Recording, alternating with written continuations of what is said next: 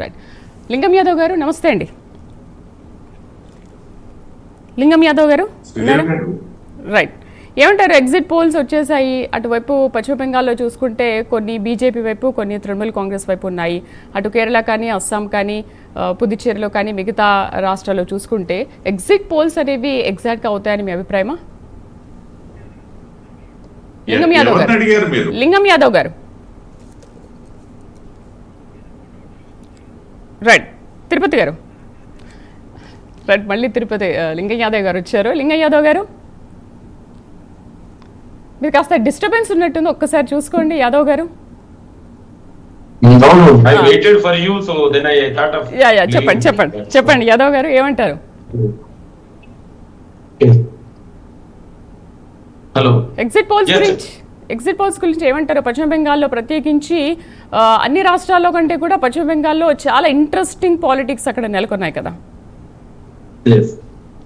Definite గా ఇవాళ జరిగినటువంటి అంటే మొన్నటి జరిగిన 5 రాష్ట్రాల ఎలక్షన్ లో డెఫినెట్ కూడా అంటే నరేంద్ర మోడీ బీజేపీ వాళ్ళ యొక్క పనితీరు ఆధారంగా అంటే ఇవాళ 5 రాష్ట్రాలలో ఎలక్షన్ జరిగినా కూడా జాతీయ అంటే పార్లమెంట్ కు జరిగిన ఎలక్షన్ లాగా ఇవాళ నరేంద్ర మోడీ అమిత్ షా వాళ్ళు ప్రచారం చేశారు. అయినా కూడా ఇవాళ దేశ ప్రజలు ఇవాళ ఆల్రెడీ ఏదైతే 5 రాష్ట్రాల ప్రజలు చాలా స్పష్టంగా తీర్పు ఇవ్వబోతున్నారు. ప్రత్యేకించి ఈ 5 రాష్ట్రాలలో ప్రధానంగా దేశవ్యాప్తంగా చర్చ జరిగింది బెంగాల్. ఎందుకంటే ఇవాళ కూడా సెకండ్ ఫేజ్ ఇప్పుడే కంప్లీట్ అయినట్టుంది. ఇంకా కూడా బహుశా క్యూలు ఉన్న వాళ్ళు క్యూలు ఉండొచ్చు.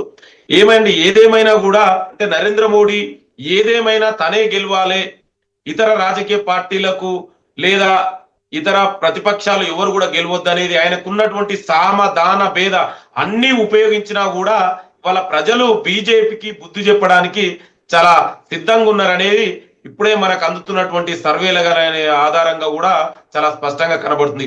ఇదే బెంగాల్లో కూడా అంటే నరేంద్ర మోడీ బీజేపీ గెలవడానికి ఎన్ని ప్రయత్నాలు ఏ విధంగా చేసినా కూడా అక్కడ ప్రజలు ఇవాళ మళ్ళా టీఎంసీ మమతా బెనర్జీ గారినే గెలిచే విధంగా ఉన్నాయని ఇవాళ దాదాపు అన్ని సర్వేలు కూడా ఇవాళ అక్కడ చాలా స్పష్టంగా చెప్తున్నాయి. అంటే దేశంలో ఇవాళ ఎలక్షన్లు ఏది జరిగినా కూడా గతంలో ఎలక్షన్ జరిగితే అభివృద్ధి పేరు మీద, సంక్షేమం పేరు మీద లేదా ప్రభుత్వ పనితీరు మీద ఇవాళ గత ప్రభుత్వం ఏం చేసింది, ప్రజెంట్ ఉన్న ప్రభుత్వాలు ఏం చేసింది అనే పేరు మీద ఎప్పుడైనా ఎలక్షన్లు జరుగుతాయి, దాని మీద ప్రజలు తీర్పిస్తారు. కానీ దౌర్భాగ్యం ఏమైందంటే బీజేపీ నరేంద్ర మోడీ అధికారంలోకి వచ్చిన తర్వాత ఎక్కడవి కూడా అభివృద్ధి మీద, సంక్షేమం మీద లేదా ప్రభుత్వ పాలన పనితీరు మీద ఎక్కడ ఓట్లు అడగట్లేదు.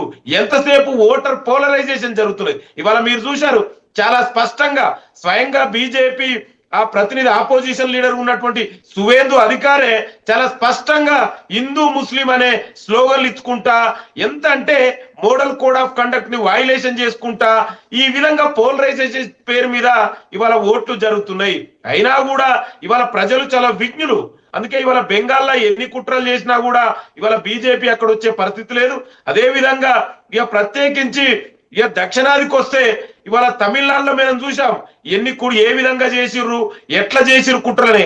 అయినా కూడా ఇవాళ అక్కడ డిఎంకే కాంగ్రెస్ అంటే ఇండియా అలయన్సెస్ ఇవాళ అక్కడ తమిళనాడులో రాబోతుంది. అదే విధంగా విజయ్ గారు పార్టీ పెట్టినా కూడా బహుశా అదంతా పెద్దగా ప్రభావం ఉండకపోవచ్చు. మాక్సిమం ఏదో ఒక లెస్ దెన్ 20 అక్కడ సీట్లు వస్తే మహా ఎక్కువ.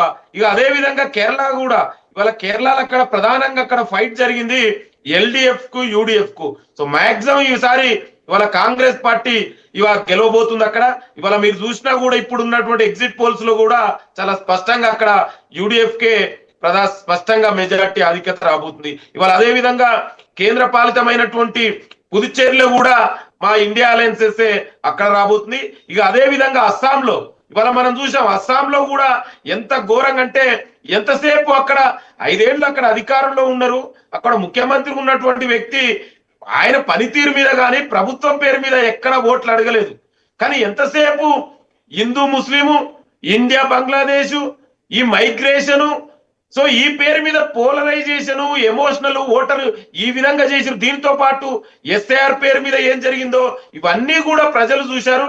డెఫినెట్ కూడా బీజేపీకి బుద్ధి చెప్పే విధంగానే ఈ ఫలితాలు ఉండబోతున్నాయి. ఎందుకంటే ఇక్కడ ఎక్కడ కూడా వాళ్ళ లోకల్ నాయకత్వం పేరు మీద బీజేపీ నాయకులు ఓట్లు అడగలేదండి. స్వయంగా ప్రధానమంత్రి నరేంద్ర మోడీ గారే ఓటర్ల చేతుల్లో దిగి తన పేరు మీద ఓట్లు అడిగిరు తప్ప ఎక్కడ కూడా ప్రాంతీయ నాయకుల వాళ్ళ బీజేపీ నాయకుల పేరు మీద అడగలే. అందుకే ఇవాళ ఈ ఎలక్షన్ రిజల్ట్ కూడా రేపు రాబోయే రిజల్ట్ లో కూడా డెఫినెట్ కూడా నరేంద్ర మోడీ పాలనకు వ్యతిరేకంగానే ఈ తీర్పు రాబోతుంది అనేది మనకు చాలా స్పష్టంగా అర్థమవుతుంది. అంటే ఎలక్షన్ కమిషన్ తోటి, సెంట్రల్ ఫోర్స్ తోటి, ఎస్ఐఆర్ ఫోర్స్ తోటి ఇవన్నీ కూడా ఇవాళ బీజేపీకి పనిచేసినా కూడా ప్రజలు బీజేపీని నమ్మే పరిస్థితిలో, నరేంద్ర మోడీని నమ్మే పరిస్థితిలో లేరు అనేది చాలా స్పష్టంగా ఇవాళ ఈ ఫలితాలు, రేపు రాబోయే ఫలితాలు ఇవాళ మనకు చాలా స్పష్టంగా కనబడబోతున్నాయి. కూడా తమిళనాడులో ప్రచార కార్యక్రమాల్లో పాల్గొన్నారు. సో అక్కడ ఏంటి అసలు ప్రజల పల్స్ ఏ విధంగా ఉంది? మీరు